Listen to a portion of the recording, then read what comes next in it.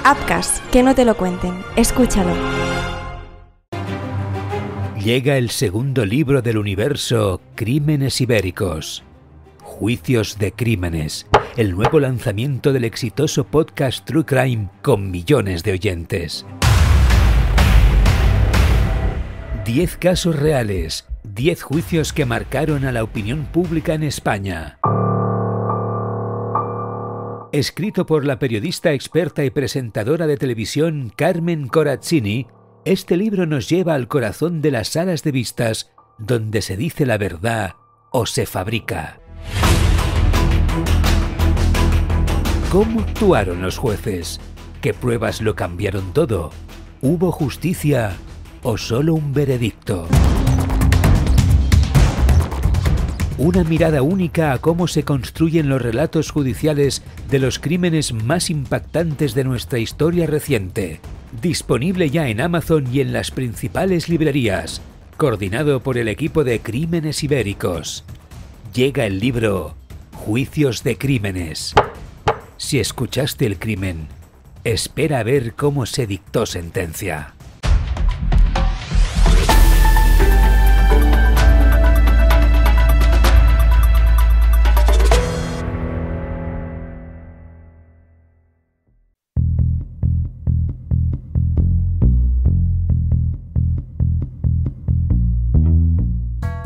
¿Qué tal? ¿Cómo estáis? Bienvenidos una semana más a una nueva investigación, a un nuevo análisis de nuestros casos en Crímenes Ibéricos, otro de los exitosos podcasts de Upcast. Soy Vanessa de Lucio y hoy hablamos de un caso que vuelve a estar de actualidad, el crimen de Patrais, una localidad de Valencia, un caso también conocido como el crimen de la viuda negra, porque fue una mujer la instigadora de un terrible asesinato. Ahora desgranamos todo lo que se llevó a cabo en una investigación impecable que logró desmontar a los culpables y llevarlos a prisión, donde están hoy todavía. Antes tengo que saludar a la experta que me va a acompañar hoy para desgranar todo esto, a María Hernández Moreno. Ella es nuestra criminóloga en el día de hoy, es doctora en ciencias forenses, criminalista especializada en visualización y análisis de patrones de manchas de sangre y además es coordinadora de investigación y es docente en el grado en criminología de la Universidad Isabel I. Bienvenida, María, un placer como siempre poder contar contigo. Encantada de poder colaborar en otro análisis de caso, Vanessa. Vamos a ver las líneas principales de este, que es un caso bien interesante. Como hacemos siempre, si te parece, vamos a empezar recordando las líneas principales de lo que sucedió, de todo lo que aconteció durante unos meses hasta que se consiguió desenredar bien toda la madeja. Nos trasladamos en esta ocasión hasta el 16 de agosto de 2017. Nos vamos al número 18 de la calle de Calamocha, en el barrio valenciano de Patrais. Allí, en la plaza de garaje, aparece el cuerpo sin vida de Antonio Navarro Cerdán, un hombre de 35 años que vivía en ese inmueble y que llevaba un año casado con María Jesús Moreno Cantó. Era enfermera y la conocían como Maje. Los primeros investigadores que acuden a la escena del crimen se encuentran a un hombre tendido boca abajo. Se encuentran también mucha sangre por el suelo y la evidencia, simplemente con echar un vistazo, de que por el cuerpo de Antonio había varias cuchilladas y, claro, mortales de necesidad. El móvil del robo se descarta muy pronto porque al cadáver no le falta de nada, están todos sus objetos personales, aunque esta es la principal hipótesis que al principio Maje intenta hacer creer a los investigadores, que han matado a su marido porque querían robarle. Pero desde un momento bastante inicial, la policía tiene claro que el crimen viene de alguien del entorno de la víctima, puesto que el autor o los autores de este asesinato le estaban esperando en el garaje cuando él se iba a trabajar. Conocían, por tanto, su rutina, sus horarios, la plaza en la que aparcaba y tenían acceso, además, a ese garaje. En el círculo de Antonio se descartan enseguida posibles aventuras amorosas, ni siquiera enemigos. De hecho, comprueban que era un hombre con una vida bastante ordenada, que no tenía deudas, que no tenía ningún problema con nadie. Así que, bueno, los agentes del grupo de homicidios de la Policía Nacional de Valencia pasan unas semanas analizando los movimientos de todas las personas cercanas, como decimos, a este hombre, a Antonio, y gastan muchas horas en escuchar las conversaciones telefónicas de varias de las personas sospechosas. Así, descubren que su mujer tenía varios amantes y que además ninguno sabía de la existencia del otro. También se enteran de que Antonio, el hombre que ha fallecido, era titular de varios seguros de vida y de accidentes, y de que Mage había empezado con mucha prisa todas las gestiones para cobrarlos inmediatamente después de la muerte de su marido. Contaba con hacerse con el dinero de esas pólizas, además de con parte de la herencia y de la pensión de viudedad que le correspondía. Es decir, ya empezaban a conformar ciertos indicios para tener una hipótesis de cierto móvil económico, por ejemplo, para cometer o diseñar el crimen. Sin embargo, los investigadores tenían claro que ella no había empuñado el arma homicida.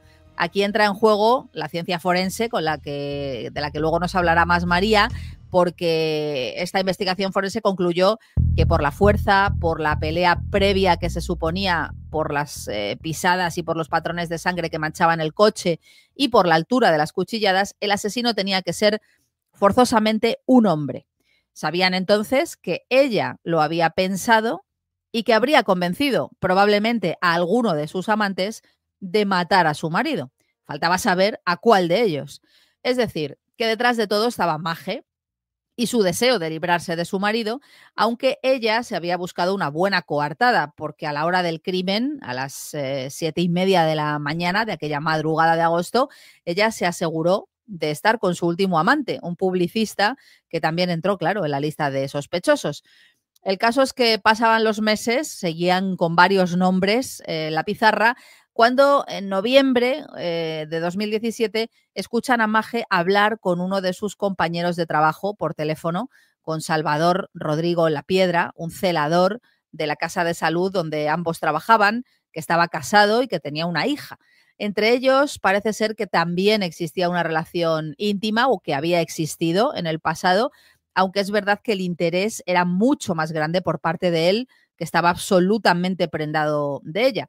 Se enteraron de su existencia y pasó, obviamente, a formar parte también de la lista de sospechosos, sobre todo cuando escucharon la conversación que mantuvieron. Esta charla duraba 6 minutos, hablaban de eso que había pasado y que les impedía verse ahora con la misma frecuencia para que no les recordara. Y él llega a decirle que ha hablado con un policía amigo suyo que está tan nervioso que le ha hecho unas consultas, ante lo cual ella reacciona gritando muy nerviosa. En la conversación se ponen sobre la mesa además los celos de Salva, que había descubierto que Mage le era infiel con otro hombre y que se iba a ir de viaje con él. La actitud de ella, en cambio, en esta conversación les llama la atención a los agentes porque, lejos de tranquilizar a su amante, lo único que le preocupaba era saber si a ella la estaban investigando o no. En este punto hay que decir que después de tantas escuchas y de tanto seguimiento, la policía tenía ya claro el perfil de hombres que le gustaba a Mage. Y todos eran guapos, jóvenes, atléticos. Y claro, les llama la atención que este otro, Salva, no da ese perfil físico. Salva es un hombre de 47 años que no se ajusta para nada a ese patrón de gustos que sigue Mage. Sin embargo, estaba profundamente enamorado de ella. O lo que es lo mismo, tenía las características, el perfil para ser capaz de hacer cualquier cosa para conseguirla. Y así pasó. En enero de 2018, Mage y Salva fueron detenidos bajo la acusación de asesinato y lo consiguió la policía después de que les grabaran hablando en un bar de Torrent cuando él le prometía a ella que pasara lo que pasara, iba a ser él quien se inculpara para que a ella no le ocurriese nada. Esa frase ya fue definitiva. 6 días después, además, encontraron el arma del crimen, después de que Salva lo confesara, que les dijo que la había tirado a un pozo ciego de su finca de Ribarroja. Era un cuchillo cebollero, exactamente de las características que estaban buscando, que además pudieron comprobar que lo había comprado en una ferretería unas semanas antes. Mientras estaban en prisión provisional a la espera de juicio, la versión continuó siendo la misma, que todo había sido obra de Salva, que Mage no tenía nada que ver y que él había actuado un poco pues por despecho y por amor y porque ella además le hacía creer o le hacía saber que era maltratada por su marido y que Antonio la trataba fatal y que, bueno, pues que no podía librarse de él, ¿no? Cuando estaban en prisión provisional, a la espera de este juicio, como decimos, se escribieron varias cartas en la cárcel que sabían que estaban intervenidas y que la policía leía. y en ellas intentan también hacer creer a los investigadores que el único autor del asesinato había sido Salva, ¿no? Hasta ese punto pensaba él en complicarse la vida y así le tenía a ella de persuadido. Sin embargo, hay un punto también de inflexión porque allí en la cárcel ella empieza una relación también con otro preso y cuando él se entera le cae como una losa, es un auténtico mazazo y hace que cambie por completo su declaración en el juicio. Dice, hasta aquí hemos llegado, y entonces sí confiesa y sí dice allí en el juicio que todo fue un plan urdido por Mage, que fue ella quien le proporcionó la llave del garaje, quien le dio los horarios y quien le pidió que por favor matara a su marido. Mage finalmente fue condenada como autora responsable de un delito consumado de asesinato, además con alevosía por agravante de parentesco, y le cayeron 22 años de prisión. Salva fue condenado como autor responsable de un delito consumado de asesinato con alevosía, pero gracias al atenuante de colaboración con la justicia fue condenado a un poquito menos de pena, a 17 años. Lo que quedó claro y lo que se pudo probar con este seguimiento y con esta investigación es que el crimen fue idea física y mental tanto del marido, tanto de la mujer como del amante. Estos son los hechos, María. Un caso, en fin, enrevesado, donde se mezclan amor y crimen y sobre todo lo primero que nos llama la atención, esta mujer, esta personalidad tan embaucadora, tan capaz de tener a tantos hombres a su alrededor convencidos, bueno, de su amor, ¿no? Y cómo era capaz de engañar y de manipular a todo el mundo. Creo que es evidente que estamos ante una manipuladora de manual. Mage muestra una personalidad muy fría, es muy mentirosa, ¿no? Es capaz de mantener esas vidas paralelas sin ningún tipo de problema con varios hombres al mismo tiempo, más allá de su marido. Cosifica de alguna forma también e instrumentaliza a todos los amantes para que hagan lo que ella quiere en cada momento y sabe perfectamente qué quiere, ¿no? De cada uno de ellos o qué le conviene en cada momento con cada uno, con las citas que tiene, cómo quiere avanzar, ¿no? Con cada uno, se aprovecha de ellos y yo creo que también sabe explotar muy bien esa personalidad magnética y sensual que tiene para, como dices, ir engatusándoles y que actúe de la manera en la que ella prefiere. Es además muy egoísta, ¿no? Es evidente que busca sus propios deseos, sus intereses, no tiene tan en cuenta a lo mejor lo que quieren los demás, simplemente lo que ella en cada momento considera que quiere o que se merece, y además es evidente que tampoco tiene ningún tipo de remordimiento al momento de utilizar en este caso a su amante, a Salvador, para acabar con la vida de su marido, porque luego mantiene una vida normal con el resto de sus amantes y ni siquiera llega a muchos de ellos a contarles que ha estado casada, que ahora es viuda, o sea, no tiene ningún tipo de problema en llevar esta personalidad tan fluctuante y tan manipuladora, y además también cambia incluso, ¿no? El tono, que llama mucho la atención de conversación, de voz y de cómo actúa en función de si habla con su madre, en función de si habla con sus amigas, en función de si habla con los investigadores. En cada momento sabe muy bien cómo tratar de adaptarse al entorno para pasar desapercibida y sobre todo para sacar el mayor provecho de cada una de las personas que tiene a su alrededor con una frialdad pasmosa, diría yo. Esto que comentas de las personalidades tan distintas es muy inquietante y es muy cierto, porque fíjate que a mí hay un dato que me llama muchísimo la atención, que es lo que ocurre en el funeral, ¿no? Es una mujer capaz de clavar, porque es que lo clava, el papel de viuda perfecta y afligida, cómo lloraba y cómo se deshizo en lágrimas leyendo una carta conmovedora a su marido en el funeral, que le puso un nudo en la garganta a todo el mundo, que hizo llorar a todos los allí presentes, y luego al mismo tiempo, días después, se mostraba tan contenta y tan feliz en conversaciones telefónicas con sus amigas por haberlo perdido de vista y diciendo que ahora tenían más tiempo para irse de movida con los tíos buenos. Sí, no, es que totalmente tiene rasgos muy claros de ese narcisismo, de ese egoísmo, de esa manipulación. Incluso en algunos puntos, ¿no? He leído también que se aventaban a poder incluso clasificar algunos aspectos como psicopáticos, y lo cierto es que llama mucho la atención, como comentamos, ese cambio total de personalidad, que llega incluso a tener como dos personalidades al mismo tiempo, ¿no? Esa mujer, esa viuda afligida que acaba de perder el amor de su vida, y al mismo tiempo esa mujer absolutamente contenta, feliz y digamos que salvada de una situación en la que no quería estar, al haber acabado con la vida de su propio marido, nada menos. Entonces es capaz de mantener ese doble rasero en todo el tiempo que dura la investigación, de alguna forma también para intentar cubrirse las espaldas y tratar de engañar a su entorno cuando realmente queda muy claro que ni está afligida ni siente pena ni remordimientos por haberse quitado de en medio a su marido con un ataque tan brutal.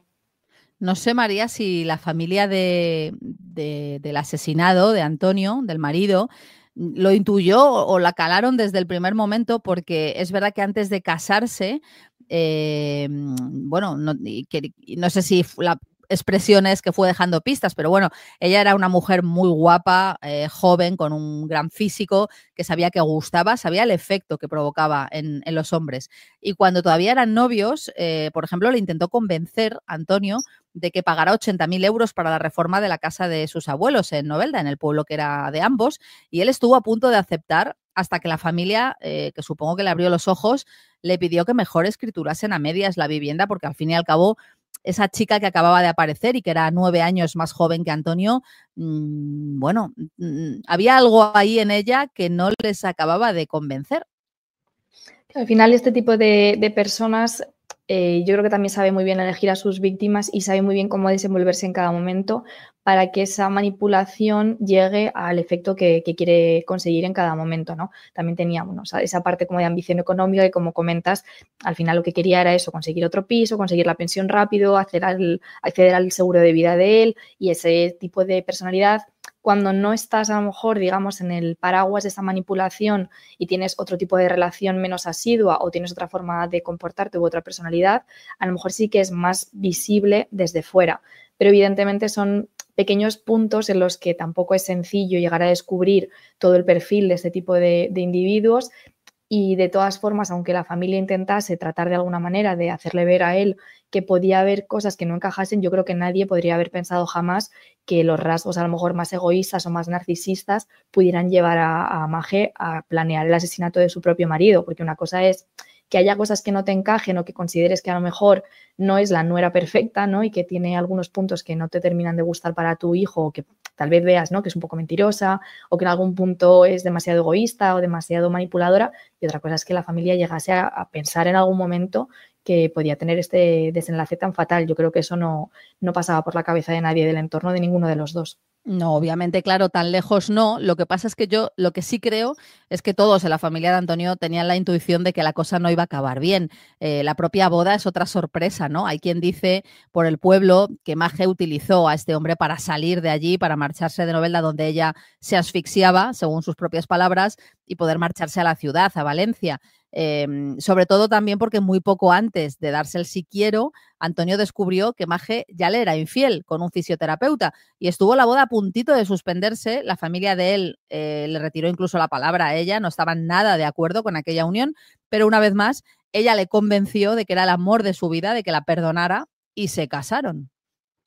Sí, no, la verdad es que ella sabe muy bien cómo utilizar esas armas, ¿no? Como comentaba, cómo poder instrumentalizar un poco a cada uno de los amantes y de las figuras con las que se rodea para poder engatusarles y poder que actúen, ¿no?, de la forma en la que ella quiere, y en este punto pues vender esa personalidad más afligida de he cometido un error, es el amor de mi vida, que evidentemente se ve claro que no estaba ni enamorada de Antonio ni quería mantener una relación con él más allá de conseguir lo que ella quería, que podía haber sido pues salir del pueblo o una casa más grande o tener una vida más cómoda, pero evidentemente estaba claro que no era una relación que fuese a salir bien a la larga, porque ella seguía manteniendo otras relaciones esporádicas y no estaba por la labor tampoco de cambiar de estilo de vida ni de dejar a todos esos amantes para centrarse únicamente en su marido y tener, digamos, una vida ideal o como la familia, ¿no? Y el resto del entorno esperaba que fuese. Evidentemente ella yo creo que sabía muy bien aprovechar, como digo, esa personalidad y de alguna forma sacar el partido que ella necesitaba en cada caso concreto. Estuvo a punto de caer todo por la borda cuando descubren esa primera infidelidad, pero bueno, esa manipulación surte efecto y consigue seguir adelante, aunque no por mucho tiempo. Y luego, yo no sé si hay alguna explicación en clave de perfil psicológico, seguro que sí, con estas palabras con las que describe la policía, que tras la muerte de su marido, lo que descubren en esas conversaciones que le escuchan es que para ella el sentimiento fue de liberación por cosas que le decía a su mejor amiga por teléfono, ¿no? Donde se mostraba eufórica y donde hablaba, pues lo que te digo, de salir de fiesta, de decir nosotras estamos muy locas, vamos otra vez a buscar a tíos buenos, esto es literal como lo decían ellas, ese subidón de adrenalina, esa sensación de liberación, ¿cómo se explica después de que haya fallecido, de que tú hayas urdido el crimen de tu pareja? Es que es una mezcla de sensaciones que a mí me cuesta mucho entender. Sí, no, es muy complicado llegar a establecer un perfil perfecto, ¿no? de la personalidad de Maje, porque no tenemos acceso, por desgracia, a todo su historial psicológico. Evidentemente llama mucho la atención, puede estar relacionado, como comentaba, con esos rasgos narcisistas que tiene, también con una falta tal vez de entender de alguna forma la proporción de sus acciones, tal vez no sea consciente, ¿no? De hasta qué punto el haber llegado hasta ese nivel realmente no era necesario, porque podía haberse divorciado, podía haber roto la relación, ¿no? Era como un punto en el que tal vez tampoco sopesa cuál puede ser realmente las consecuencias de sus acciones. Es que fíjate que te interrumpa, lo importante que era para ella la reputación, que ella siempre asegura que no se divorcia porque va a ser un escándalo en su pueblo, y sin embargo un asesinato te parece menos grave. Eso me parece muy llamativo, porque ¿en qué mundo, con la investigación que hay actualmente, crees que cómo se puede ser tan naif de pensar que vas a librarte, ¿no? Que no te van a pillar? Claro, uno de los rasgos de este tipo de personalidades que son, pues como digo, más narcisistas es precisamente el creerse superior al resto y el tener esa falsa sensación de que son más inteligentes, son más guapos, saben hacer mejor las cosas, están en un nivel superior al resto. Entonces puede que también parte de su personalidad se basase en entender que evidentemente ese plan no iba a fallar, que lo tenían todo bajo control y en todo caso, si fallara, siempre iba a echarle la culpa a Salvador, porque al final era la persona que materialmente ejecutaba en ese caso la acción y ella consideraba que podía lavarse las manos, yo creo, ¿no? Entonces, desde ese momento tampoco es capaz de entender hasta qué punto puede relacionarse directamente el caso con ella y con ese triángulo amoroso y prefiere acabar con la vida de Antonio que divorciarse, como dices, para mantener ese estatus y esa posición y de alguna forma también para que siga siendo la viuda afligida, la mujer perfecta, que además en otros círculos comentaba que estaba sufriendo maltrato y que de alguna manera su perfil no quede expuesto y nadie pueda sospechar de una persona que está intentando, ¿no?, quedar tan bien ante cualquier otro tipo de persona y en cada ámbito muestra perfectamente la personalidad que ella considera que le puede dar como un estatus más favorable o al menos no levantar sospechas. Es obvio que esa frialdad es extrema y que evidentemente hay ciertos rasgos en su personalidad que muestran ciertos aspectos un poco más alarmantes, por decirlo de alguna forma, porque evidentemente nadie actuaría de esta manera ni a la semana de enterrar a su marido estaría de fiesta, ni bailando, ni buscando amantes, pero claro, cuando tú planeas ese asesinato, evidentemente no vas a tener un remordimiento posterior porque es lo que buscabas, ¿no? Entonces esa es como un poco la dicotomía entre la viuda perfecta y esa personalidad más, pues estar triste y llorando en el funeral, pero al mismo tiempo ese subidón, como dices, de sentirse liberada porque era realmente lo que ella quería, quitarse a Antonio de en medio sin que su personalidad ni su fachada se cayese por los suelos y siguiera siendo la Maje perfecta que podía hacer lo que le diera la gana y seguir con sus amantes como si nada hubiese pasado. Hay que ser bien inteligente para mantener tantas vidas distintas y actuar acorde al perfil que se espera de ti en cada una de esas personalidades, desde luego. Ya por cerrar el tema del perfil psicológico de Maje, a mí lo último que me sorprende tremendamente es que fue una chica educada de una manera muy estricta por los principios de sus padres. Su familia pertenecía a una congregación religiosa, eran varios hermanos y incluso pasaban los veranos en campamentos religiosos, fue a colegios segregados por sexo, nunca se le permitió durante la adolescencia, no salía ni participaba de los cumpleaños del resto de la clase, en fin, tuvo una educación muy estricta y muy alejada, sobre todo, de esta mentalidad tan abierta con la que luego se muestra ella una vez se siente liberada y pisa Valencia. Pero muchas veces también cuando estamos en un ambiente tan absolutamente sobreprotector, una vez que abandonamos ese entorno y que de alguna forma se descubre que hay otra vida afuera, hay un punto en el que no hay autocontrol, porque tampoco tenemos una manera de saber cómo relacionarnos, ¿no?, frente a ese entorno. Puede ser en estas circunstancias o puede ser en cualquier otras. Puede ser que nuestra personalidad de alguna forma y la educación que hemos recibido nos ayude a saber cómo gestionar o avanzar en este tipo de situaciones, o por el contrario puede ser que al no tener ninguna pauta previa directamente pues nos tiremos al pozo sin mirar atrás y en este caso no seamos capaces de gestionarlo o todo lo contrario, consideremos que eso era lo normal y que hasta ese momento hemos estado reprimidos y que tenemos que hacer ese tipo de situaciones, o sea, abrazar ese tipo de situaciones o actuar en ese entorno de fiesta, desenfreno, un montón de triángulos amorosos y otro tipo de situaciones, porque no lo hemos tenido hasta ese punto y a lo mejor ese nivel de autocontrol tan extremo estaba como refrenando nuestra personalidad real, ¿no? Y habría que ver hasta qué punto ella, durante todos esos años de educación, mostraba algún conato de querer estar fuera de ese entorno o realmente fue un cambio de personalidad de la noche a la mañana en cuanto a descubrir un poco el entorno que le rodeaba. Pero claro, es muy complicado, ¿no? Tener un nivel de autoprotección, sobre todo por parte de tus padres, tan extremo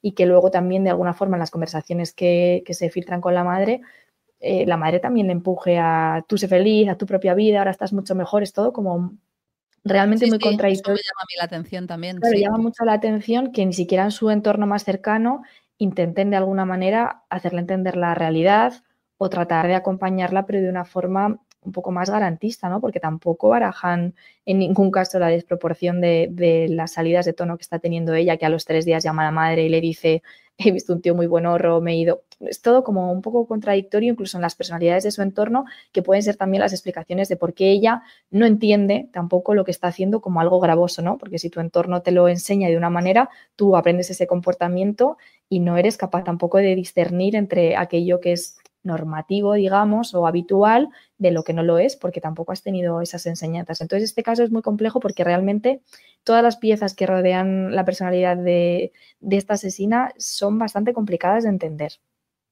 Sí, y en cambio, fíjate, era enfermera, que es una profesión de personas generalmente, hablando siempre de manera general, pero absolutamente empática, de personas capaces de ponerse en el lugar del otro, de entender el dolor, de cuidar, que es todo lo contrario a la personalidad de esta mujer.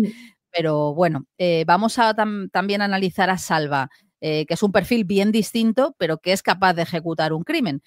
Salva declara a la policía y al juez que decide matar al marido de Maje porque, lo que hemos dicho, ¿no? Ella le dijo que la maltrataba, que la había amenazado incluso con echarla de casa y que para él, que la amaba profundamente, eso era intolerable, que tenía que protegerla. ¿Crees que el amor, simplemente el amor que Salva tenía por Maje, es capaz de justificar que él actúe de una manera tan desproporcionada, colándose en un garaje y esperando con un cuchillo para asesinar a un hombre?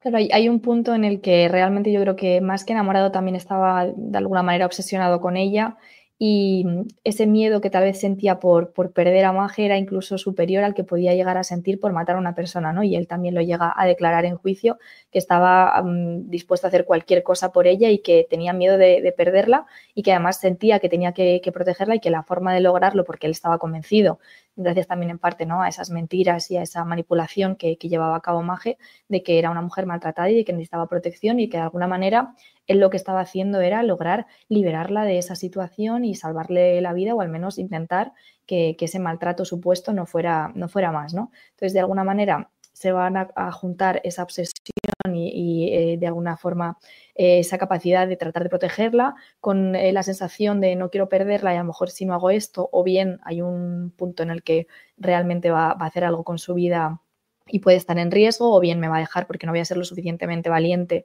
como para tratar de ayudarla cuando me ha pedido esa ayuda. Entonces sí que hay un cúmulo de factores, una personalidad tal vez algo más fácil de manipular o de moldear, ese entorno de mentiras en el que se construye esta relación y a la vez esa obsesión desenfrenada por ella que le lleva a estar dispuesto a matar a otra persona por no llegar a perderle. En este caso sí que es verdad que Salva muestra un arrepentimiento y una empatía muchísimo mayor que Maje y en todo momento pide perdón a la familia por haber acabado con la vida de Antonio y bueno, pues de alguna manera sí que se le ve empático y mucho más arrepentido, ¿no? Pero es verdad que llama la atención. Hay un punto también en el momento de estos perfiles que podemos diferenciar, ¿no?, de aquellos individuos en los que de alguna manera hay ciertos rasgos maquiavélicos y están dispuestos, ¿no?, a cometer un crimen en las situaciones en las que puedan desenvolverse. Digamos que no hay tanto límite, ¿no?, en una acción mal ejecutada por parte de este tipo de personalidades, como sería la de Maje,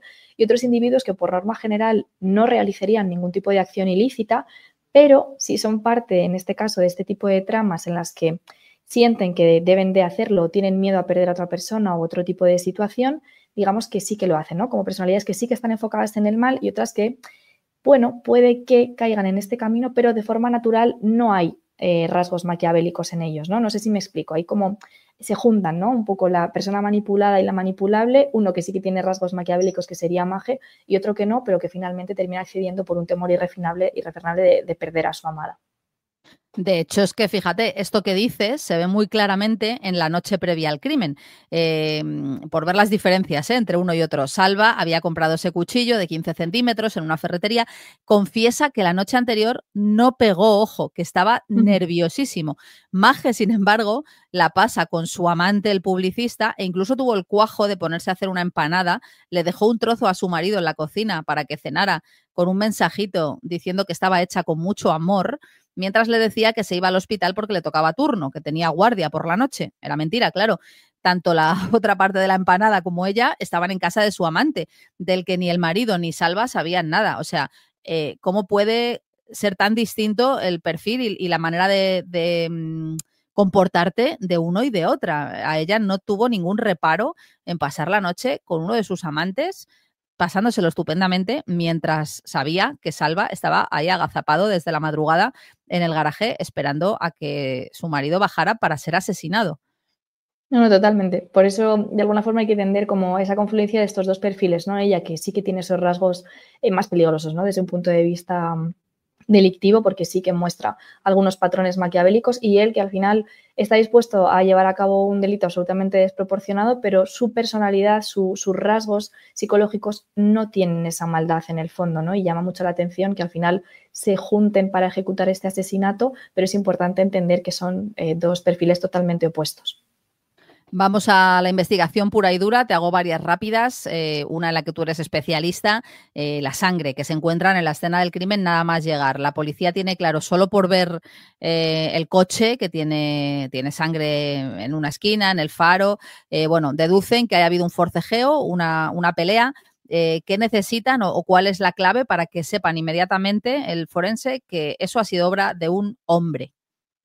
Bueno, aquí hay que tener en cuenta dos factores fundamentales. Por un lado, sí que va a ser importante los patrones de sangre y por otro lado también cuando se realiza la autopsia, ver un poco cuál es el perfil en el que se están llevando a cabo esas heridas, ¿no? Pues hasta qué punto penetran, con qué fuerza se puede impactar, por ejemplo, que lleven consigo también la rotura de algún tipo de hueso, ¿no? Porque eso nos va a dar una pista, no tanto del género, pero sí por lo menos de que es una persona más o menos corpulenta. Si lo unimos con las manchas de sangre, ya sabemos que aquellas que se generen con una fuerza externa, en este caso, pues diferentes cuchilladas, van a presentar dirección y ángulo. ¿Qué vamos a lograr estudiar? Pues a través del ancho y del largo de estas manchas y de cómo hayan impactado, ¿no? Del ángulo con el que choquen contra la superficie, vamos a poder establecer un área de origen, la zona concreta en la que se van a generar esos impactos, ¿no? Entonces, esta área de origen también es tridimensional. Entonces, vamos a poder determinar, por ejemplo, la altura. Si ya estamos ante una persona corpulenta que además debe de medir 1,85 m, es mucho más sencillo que guarde relación con un perfil masculino que con un perfil femenino.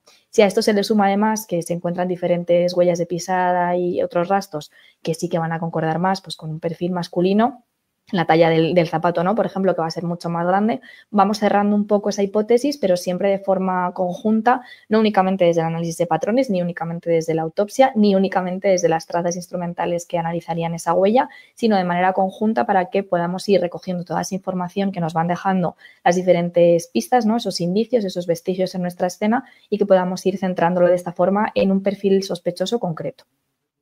Eso es, como tú dices, nada más llegar allí a la escena, hay un conjunto de evidencias que ya nos van guiando por un camino. El siguiente camino es entender que es un entorno próximo a la víctima, porque allí hay varias cosas que no cuadran y una de ellas enseguida celebramos esa intuición que tiene el grupo de homicidios para buscar en el entorno de la propia viuda, que se da mucha, lo que tú dices, ¿no? Pues un conjunto de pistas, se da mucha prisa en intentar cobrar herencias, pensiones, seguros y demás, se muestra afligida, pero esas conversaciones telefónicas demuestran lo contrario, descubren toda esta lista de amantes, por lo tanto enseguida tienen claro que va a haber sido seguramente uno de esos amantes manipulado por ella. me gustaría a mí destacar la labor de este grupo de homicidios, uno de los mejores de España, además, que es que se dedicó en cuerpo y alma a este caso durante meses y que, desentrañando cada uno de estos detalles, logró dar con todas las claves del caso, desde el arma homicida hasta los motivos, hasta el móvil y hasta la persona adecuada. Esto es gracias, sobre todo, también a las escuchas telefónicas. Claro, al final desde el principio, como dices, no cuadra, ¿no? Que hubiera sido un robo, además que sea un garaje, que tengan la llave para entrar, que no hayan hecho nada en el vehículo, que únicamente, además, las heridas que presentaba el cuerpo fueran en sitios vitales, pues ya no está dando pista de que muy probablemente el móvil de ese ataque era el asesinato desde el principio y que tenía que ser alguien del entorno o que por lo menos conociese a la pareja y a la víctima o a su pareja para entender, ¿no? que iban a por él desde el principio. Esas escuchas telefónicas que comentas además son clave.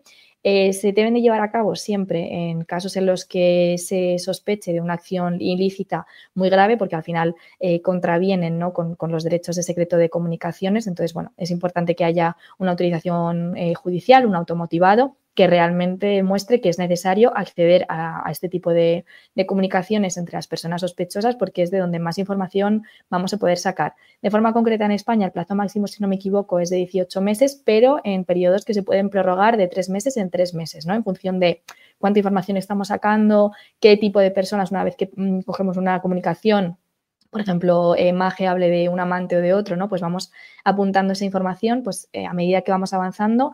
Si seguimos motivando que es necesario terminar, bueno, pues a lo mejor interviniendo otros elementos de otros móviles u otras comunicaciones, siempre que esté motivado, es una pieza clave, ¿no? En estas y en otras investigaciones, pero evidentemente en este caso, desde el inicio, creo que ya el grupo estaba haciendo un trabajo magnífico en cuanto a la investigación, teniendo en cuenta, pues eso, el garaje, que tenía que ser alguien cercano. Caló muy bien, yo creo, también el perfil de Mage, esas contradicciones que se llevaban a cabo en sus interrogatorios, el perfil en el funeral, pero que luego sí que fuese a confesar que había estado con otra persona, que había habido incluso otro amante diferente al que ellos pensaban. Un poco, hay muchos indicios que, muy bien recogidos y muy bien construida esa hipótesis, permite desde el principio enfocar la investigación de una manera sublime y conseguir al final recopilar todos los elementos que permiten, sin duda ninguna, acusar a ambos como autores del asesinato. Y luego esa guinda final, esa trampa que tiende la policía para lograr esa última prueba definitiva, que es que, claro, además de las sospechas y de las conversaciones, bueno, pues hay un momento en el que ya están tan convencidos que lo único que le falta es la frase definitiva o la confesión definitiva por parte de ambos, ¿no? Les quieren pillar realmente en una conversación en la que no genere ningún tipo de dudas. Y para ello, ¿qué piensan? Pues piensan en hacer algo que ponga muy nerviosa a Mage, así que le piden al hermano de Antonio, del fallecido, que hable con ella y que le diga, pues bueno, por un tema de la herencia o con cualquier excusa, que le comente que la policía ya tiene unas pistas muy claras sobre el asesino y que está muy cerca de detenerlo, para ver ella cómo reacciona, ¿no? Pues lo que sucede efectivamente, como si casi pudieran haberlo, ¿no? Con una predicción tremenda, se pone tremendamente nerviosa, lo primero que hace es llamar a Salva, quedan, y lo que ella le dice es que cree que se va a librar porque la policía ya tiene, le ha dicho su cuñado, que ya están cerca de alguien, ¿no? Y que claro, que si fueran alguno de ellos dos, ya les habrían llamado para que declarasen o para algo, ¿no? Por lo tanto, se creen libres y en esa conversación que graban en un bar es cuando realmente lo tienen clarísimo. Claro, al final yo creo que hay un punto en el que, ya también teniendo en cuenta esa personalidad, ¿no? Que cree que lo tiene todo controlado, que ya ha sido muy inteligente, ya ha sabido manejar muy bien los tiempos, es una trampa perfecta para, de alguna manera, darle esa potestad de creerse superior una vez más y de entender que se ha librado por completo y que si nadie ha llegado a su casa ni a casa de Salva con los grilletes directamente, ¿no? Porque son los sospechosos, todo está hecho perfecto y han salido de esta situación de forma perfecta. Yo creo que aunque no hubiese sido en ese momento, tarde o temprano, yo creo que en este caso Salvador hubiese delatado a Mage, hubiese contado todo lo que pasaba, porque al final, y como también vemos después en prisión, esa situación en la que él sentía que era su persona, ¿no? Y que realmente esa relación amorosa era real, no se iba a sostener en el tiempo, porque ella evidentemente no estaba en el mismo nivel, y tarde o temprano él hubiese sido consciente de que, bueno, pues había sido manipulado y que gran parte de esa relación era un engaño, y hubiese colaborado como terminó haciendo. La suerte es que se hizo todo mucho más pronto, ¿no? Y que esa confesión fue clave, pero tarde o temprano yo creo que Mage hubiese estado en el punto de mira al 100%, porque Salvador no hubiese mantenido la coartada mucho más. Claro, complicado librarte de algo así, pero como tú dices, no fue hasta el último momento, prácticamente hasta el juicio, cuando Salva contó la verdad, se le cayó la venda de los ojos ya por fin en la cárcel, cuando vio que realmente había sido manipulado, utilizado, engañado y que ella incluso allí en prisión pues también tenía relaciones con otros reclusos, por más que le prometiese amor eterno y fidelidad a él y que le dijera que era el amor de su vida. Yo creo que para Salva ya eso fue el detonante, ya por fin explotó y cambió su versión, y ahí es donde este caso llega a su fin con la confesión final de Salva, en el que explica perfectamente que uno ejecutó, pero que la otra maquinó. Bueno, en este caso, Salvador yo creo que también es consciente de la necesidad, ¿no? de centrar su perfil, porque al final ya es consciente de que no va a conseguir nada manteniendo la relación con Maje, y cuando ya siente que no va a llegar a nada, prefiere también colaborar, y es por ese punto, ¿no?, con el que consigue ese atenuante de alguna manera por colaborar con la justicia, a pesar de que en un inicio sí que se le condena con el agravante de alevosía, porque recordemos que ataca a Antonio por la espalda sin posibilidad de que se defienda, es una de las condiciones del asesinato, que es un punto que muchas veces comentamos en los análisis de caso, ¿no?, frente a la diferencia de homicidio. Y de alguna manera también es la forma que tiene la investigación, digamos, de premiar la implicación que tiene en este caso con el caso, y que llegue incluso pues a ayudar de alguna forma, aunque sea a últimos de la investigación, pero de conseguir descubrir toda la verdad, y que tanto Maje como él tenga que compartir esa responsabilidad penal, porque al final fueron los dos los que urgieron el asesinato y los que deben de pagar por ello. Pues así fue, hasta el último momento, literalmente hasta el juicio, no se pudo probar y demostrar la acción de los dos, pero como decimos, finalmente ambos fueron condenados y así se resolvió todo. Pues muchas gracias por tu ayuda, María, una vez más, fundamental para entender hasta el último detalle de esta investigación. Un placer, como siempre. Bueno, nos despedimos recordando que tanto Salva como Maje cumplen actualmente condena en la cárcel de Picassent, en Valencia, aunque Maje tuvo una relación con un recluso al poco de ingresar y se quedó embarazada, por lo que ella continúa su condena en otra prisión, en el módulo de maternidad, apartada porque puede estar con su hijo en los 3 primeros años de vida, y cuando ese bebé cumpla 3 años volverá a Picassent, donde también está Salva. Allí está efectivamente el hombre que fue capaz de matar por ella y por un amor que nunca vio correspondido. Así nos despedimos nosotros, os dejamos hasta nuestro próximo caso.